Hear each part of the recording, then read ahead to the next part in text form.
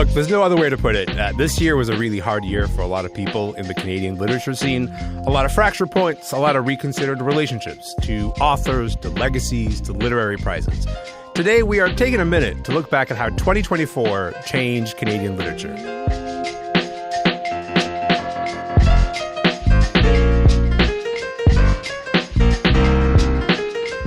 I'm Elamin Abdelmahmoud, and this is Commotion. Okay, look, it has been quite the year in Canadian literature, but the conversation that we're about to have is not going to be a look back at the best books of the year. For that, we have our wonderful friends at CBC Books. They have compiled all those lists, and I'm so grateful that they have the recommendations. We are going to get into stuff that is like a little bit emotionally difficult. We're going to take stock of two stories that I think shook the foundations of CanLit this year. The shadow over Alice Munro's legacy after we learned that she knew that her husband was abusing her daughter, and then the ongoing protests against this country's most prestigious literary prize, the Giller Prize, because of its lead sponsor, Scotiabank, and its investment in an Israeli weapons manufacturer. Both, in a way, raise questions about our expectations of authors. Like, is it your job to write a good book? Or are your values and beliefs and actions beyond writing just as important? We get to ask those questions today. Josh O'Kane and Michelle Cyca have been with us over the course of this past year. They're also here to look back on how this year has changed so many different things. Josh, Michelle, welcome to the show, friends. Hi. Thanks for having us. Thanks for having me back. Listen, this is not an easy conversation in any kind of regard. Josh, I'm going to start with you. I want to maybe play you a moment of my conversation with Noor Naga. She's one of the authors involved in the CanLit Response campaign. That's a group that is boycotting the Giller Prize. Let's listen to this. Oh, man, I don't think there's any going back. The results of this campaign have been just a total turning point in how the entire CanLit community thinks about its relationship to these larger literary structures and prize culture more broadly, where people are coming together to say, we want to connect over shared values. We want to have literary structures that reflect us and that support us. And I think it's changed the CanLit landscape for good. Josh, you hear Noor saying there is no going back. How would you characterize the state of Canadian literature, just based on the reporting that you've done this year? I mean, the books are about asking big questions. A lot of those questions are about the systems and institutions that influence society. So there's no surprise to me that authors want to question the institutions that underpin their own sector's biggest fiction prize. But what's interesting is that we're not seeing like a clean two-sided rift. We're seeing authors make it plain clearly that based on Scotiabank subsidiary 1832 Asset Management's disproportionately large stake in the arms manufacturer Elbit Systems, they're willing to boycott the prize, the Giller Prize. Yeah. Others, including some past winners, have raised their voices against the prize's funding from Elbit, but didn't sign onto the the very big CanLit Response letter that is at the center of the the Giller crisis, if you want to call it that. That's in part because that letter actually did seek further demands from the Gillers that enter probably more muddy territory for some of those authors, including, it requested to end its partnership with Indigo, which is both the country's biggest bookseller, but also has owners who have a relationship with funding Israeli soldiers. Yeah. Then you've got a few folks who have said that all of this is overblown. And in perhaps what might be the biggest camp of all in this rift is you have a lot of established authors not saying anything. And so, and as Noor and others have put it, that may be because they don't want to wade in because of the professional risks. Yeah, the idea of the number of prominent authors who have not said anything in either direction has been really interesting. I don't want to come back to that in just a moment. But Michelle, I want to maybe contextualize for people, like, this has been ongoing, not for just 2024. I mean, the first protest at the Gillers was more than a year ago. It happened at the 2023 Gillers. Is it at all surprising to you that this is kind of still one of the most dominant issues in Canadian literature, that a bank stake in an Israeli weapons manufacturer, is such a big conversation, and that authors have a position on that, and it's still this conversation that has shaped so much of Canadian literature in 2024?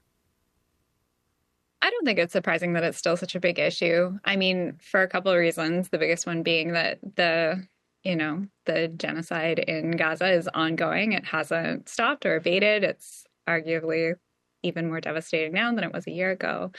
So in that sense, I think people are still very attuned to that crisis and the ways that our systems are bound up in it. And the other one I think is that the Giller Prize's response to authors has been pretty unsatisfactory. And I think in some ways has just reignited aspects of this conflict over the prize at various points. So, without that resolution, and I think with the stakes just as high as they were in 2023, like, of course, it's still on people's minds. The other thing that kind of really emerges here is the thing that that Josh was saying is that like the most prominent and established authors in this country, they have not taken a stand on this. We've not really heard Margaret Atwood talk about this, Louise Penny, Michael Ondaatje. They're not really weighing in on all this. So when you consider that idea that this is this defining moment that has kind of like left, literature changed for the year, do we need to still insert that caveat that with the caveat that our biggest authors have actually been sitting on the sidelines for this one? Well, I mean, to Michael Ondaatje's credit, he was one of 6 past prize winners that sent a letter in September urging the Giller Prize to cut ties with Scotiabank. So he has used his voice for that. But when you're thinking about someone like Margaret Atwood, I mean, I think there's kind of an existential question about whether you can achieve that level of commercial success without being sort of broadly palatable to the largest number of people. And to reach that point, that's a big statement, Michelle, because I don't know if I think of Margaret Atwood as someone who has built her career on being palatable. I think like some of those books when they came out, that's neither here nor there. But I think you're trying to say like in the position she currently occupies, she continues. Yeah, Sorry. I think Margaret Atwood's had a long career, I think like most people, she was probably more radical before she became, probably one of the wealthiest authors in Canada. That's not a slight against Margaret Atwood. I'm sure lots of people would love to achieve that level of success, but it requires you to play nice with power players to get to that point, to get in those rooms, to get all those prizes. She's part of those systems and institutions. I think when you reach that level of success, there's a question of whether you have more in common with a major institution or a big bank in terms of your financial interests and your position in society than you do with 99% of Canadian authors. So, I mean, she might be representative of Canadian literature. I don't mean to put this all on Margaret Atwood. I just don't know Louise Penny as well in her work. But, I think Canadian authors as a group are a diverse bunch with very different financial positions and level of success. Margaret Atwood is an outlier. And, our biggest authors are maybe not representative of what a lot of these authors who have spoken out about Giller Prize's involvement with Scotiabank are concerned about. Josh, I take seriously the point that you raised earlier, the idea that there's 2 different kind of rifts here. One is a rift of do authors want to get into the controversy when it comes to Scotiabank and this relationship with the Giller, or do they actually want to hop on board the CanLit Response campaign and its very specific demands? You kind of outlined 2 different paths there. Can you just go a little bit more into why some authors might have not jumped on the CanLit Response expanded demands? Because those expanded demands are a part of the conversation that I've heard, and I don't know if people are entirely clear on what those are. Yeah, so the expanded demands really are asking the Giller Prize and the Giller Foundation that runs the prize to cut all ties with organizations that have supported Israel's war efforts. Those include the Azrieli Foundation, which is a major foundation that gives to a lot of different causes, as well as Indigo, which is, again, you cannot avoid Indigo in this country. And, the largest bookseller by far in this country. By far, yeah. Yes. And so, I think what's interesting is that with Indigo, a lot of people are quite frustrated that the owners of Indigo, including Heather Eastman, do work very closely with a charity that supports lone Israeli soldiers.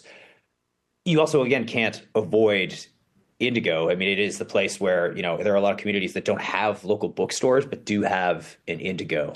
Yeah. And I spoke with some authors earlier this year, especially like the day that the CanLit Response letter came out. And people were like, we can't say pull our books from Indigo, but we can at least raise our voice and say, like, we don't like this connection, which I find is quite interesting, because you have the sort of more cynical response to that has been from a lot of people. Well, why don't you tell Indigo to stop stocking your book? You can't necessarily do that, but you can still, what they are saying is that they want to at least raise their voice and say that this is something that they don't like. Some people did not want to sign on to that expanded version, and I can't speak for them.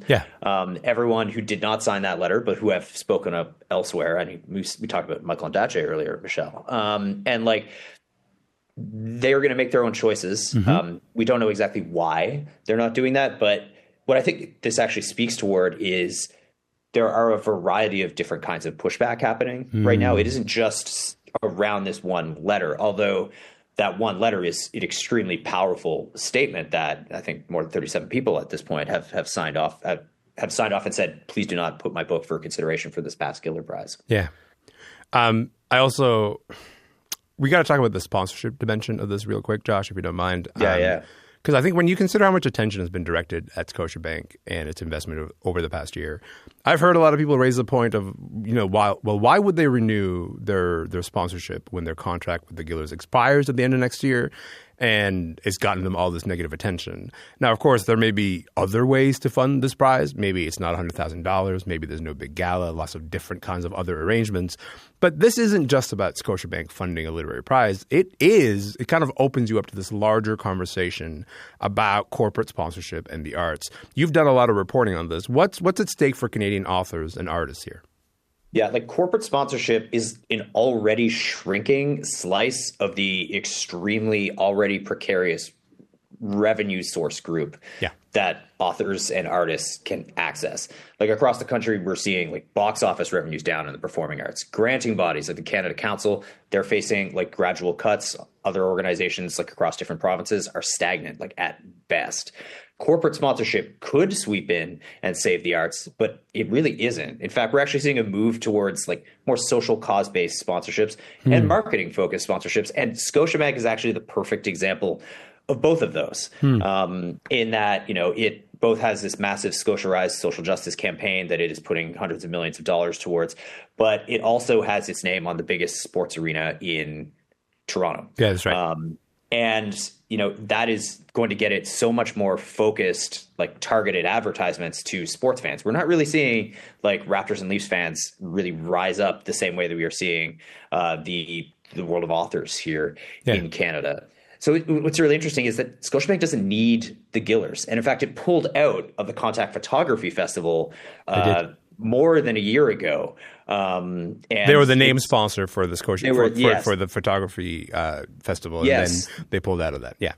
Yeah, and so they don't necessarily need all that. So I'm going to say smart money is on Scotia walking away after its contract ends. It didn't need the Contact Photography Festival. In fact, despite it walking away, it still had a few more months of funding, and so there were still people who left the Contact Photography Festival over the Scotia funding, even though it was coming to an end. Whether that changes next year, we don't know. But Scotiabank will not be part of the Contact Photography Festival. And it's actually struggling to find sponsors to come in and replace that level of funding. It's very hard to find those kinds of sponsors of the arts. And we may see more corporations be really reticent because of what we've seen here with the pushback against Scotiabank. Like, are they going to be under an intense microscope for something that, from a marketing point of view, doesn't really have the same impact it would have had even 10 years ago in Canada?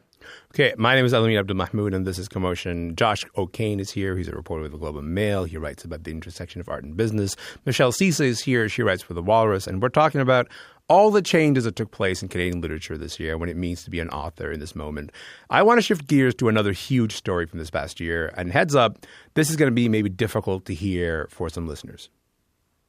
Andrea Robin Skinner says that her stepfather sexually abused her as a child and that Munro chose to support him instead of her. Though I had told most of my family about the abuse, no action was taken to protect me. It's not uncommon, the secrecy and the shame that silences families and survivors. She wrote so beautifully about young women, so you just always assume she was on their side. So I think everyone feels betrayed because of what Alice Munro represented and what she wrote about.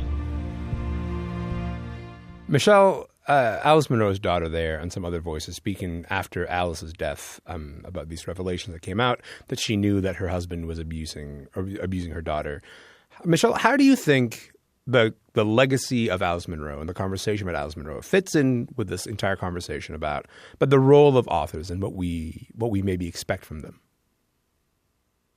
I mean, I think Alice Munro is an example where, what her writing represented to people was sort of transferred over to how they thought of her as a person, right? As this champion of women, as the symbol of what you could achieve even if you were a mother in the arts.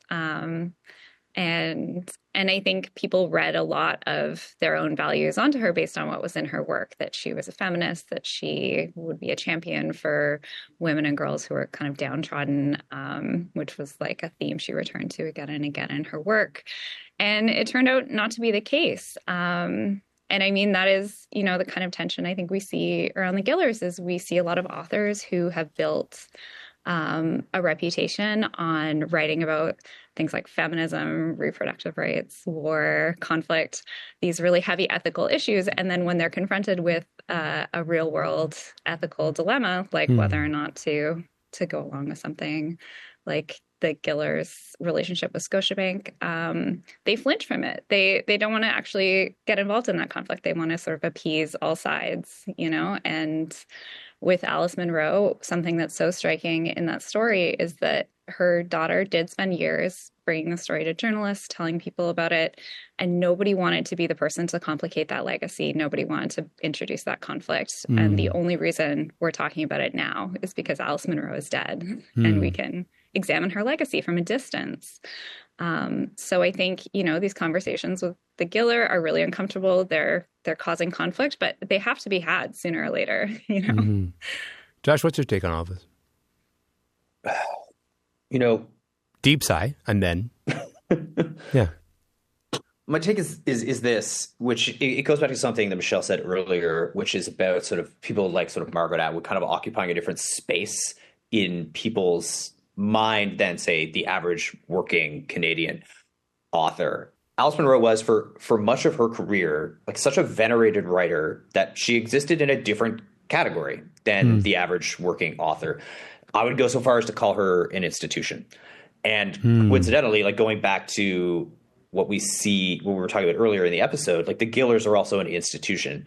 It makes a whole lot of sense that in the literature world, which is built on confronting power, built on confronting institutions through storytelling, I think it makes sense that people are willing to confront Munro's legacy after finding out that she protected her daughter's convicted abuser. I think it casts her work in an entirely different light. And I think the scholarship around and the debate around her work is going to be seen in new lights for the rest of the time that her work is analyzed. Yeah, I mean, it's not lost on me that, you walk into bookstores that used to have portraits of Alice Munro. Those portraits are not there. Like there's a different relationship that people have to that legacy now than they did, and rightfully so, because like now we get to ask those questions about like what do we want out of our heroes? What do we want out of the people that we sort of lift up to that place? And there's a meaningful question, which is to say, Josh, are you saying that we're a bit more comfortable now maybe dismantling literary institutions instead of keeping them and saying, let's just assume their ongoingness, that it's not going to be interrupted in any kind of way? This ties to me almost into this being the era of social media where people are having these conversations in public and in real time. And, there are accountability conversations happening in public and in real time. And as a result, I think, people are willing to sort of, to borrow a phrase about book editing is, people are willing to, like kill their darlings. Like people are willing to like actually confront these sorts of things. There are a lot of people who don't want to confront these things, but yes, because specifically we're in an era where like authors don't need to sit around and wait to be approached by some media organization to get their thoughts on something. People can go out there and actually start these conversations on their own. And we could have these actual conversations about how people are actually feeling about the legacies of such enormous authors as Alice Munro. And we could have them in real time and actually confront these difficult questions. Michelle, let me land it here. If you kind of reflect on the past year or so, how do you think our expectations of authors and what it means to be an author, how do you think 2024 has maybe changed those expectations for people? I mean, I think what we're starting to see maybe is that tension between author as like a brand and author as a vocation. You know, like this is what I was trying to say with the Margaret Atwood, Alice Munro thing is those authors were their industries, right? Like Margaret Atwood is an industry, The Handmaid's Tale is an industry, especially, and Alice Munro was an industry. Like Munro's books is a separate business that relied on her reputation. There's a lot of interest in those. And in many ways, I think we have an industry that urges authors to become successful brands, to be marketable, to be commercial, to inhabit these sort of identities that are appealing to vast swaths of audiences who will hopefully buy their books. That requires them to be sort of, you know, like broadly appealing, to not alienate anybody by saying things that are too political or too edged. But, you know, a lot of authors, especially authors who have spoken up about the Gillers, have said the role of an author is to be a truth teller and to arguably like introduce challenging ideas and explore them, and arguably to take these moral positions and articulate them. And I think we're really, really seeing that those two demands on authors to be a brand and to be a voice for truth in the world, those are in deep conflict right now. And I think they're really coming apart. But coming apart is not necessarily, I don't think coming apart is necessarily a bad thing. I don't think fracture is a bad thing. And I don't think rupture is a bad thing. I think it merely interrupts what you've kind of assumed to be the status quo. And I think like one thing that I'm taking away from 2024 is this rupture, is this notion of like, whatever an author, whatever a Canadian author is, and whatever a Canadian author is in relationship to these institutions that have been around for a long time, it can't be what it once was. Now, that leaves space for something new to emerge. I think that's hopeful, and I think like that is like, to me, forward-looking, the idea that like we might get a different kind of story of what Canadian literature is for. And so, with all that being said, I want to take us to an even more uplifting place than change is potentially on the way. And maybe each of you to give me a recommendation of like a book that has really stuck with you from that you read in 2024. Doesn't have to have come out in 2024. Michelle, what book do you want to recommend in this moment of things being kind of in flux and maybe potentially hopeful? I did pick a book from 2024, which was, I think, the novel that stuck with me the longest. So Billy Ray Belcourt's Coexistence, which is just so beautiful, really hopeful. I think engages with some of the challenging questions of what it means to be a writer. And it's like 200 pages, so you can read it in a single long bath on a cold winter's night if you're in the mood for that. You can, but if you're a competitive writer, it's very tough to read Billy Ray Belcourt because just on a sentence level, he's probably the most beautiful writer around, and it's so frustrating. Like, how does he do it? How does he? Anyway, so I'm not going to go on that tirade, and instead kick it over to Josh. And Josh, last word to you. What book do you want to recommend? Yeah, I want to recommend Michelle Winter's Hair for Men, which House of Anansi published just a few months ago. It's a story about like a couple of different kinds of the Canadian experience. It's a story about punk and trauma and the Maritimes, and among other things, reconciling your relationship with the tragically hip. I can't recommend it enough.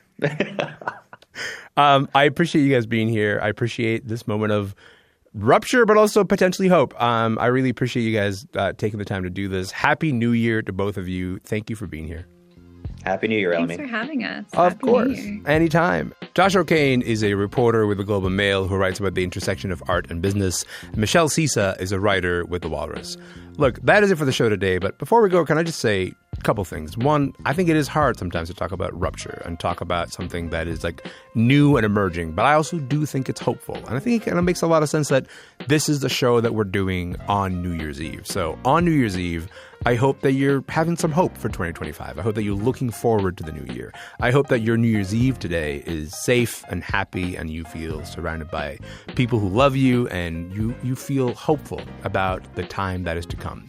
In the meantime, our show is going to be back tomorrow. We're going to be talking about the new movies and TV shows that come out. That's something to look forward to in the new year. We will see you then. My name is Elamin Abdelmahmoud. This show is called Commotion. We'll see you in the new year. Happy New Year again to you.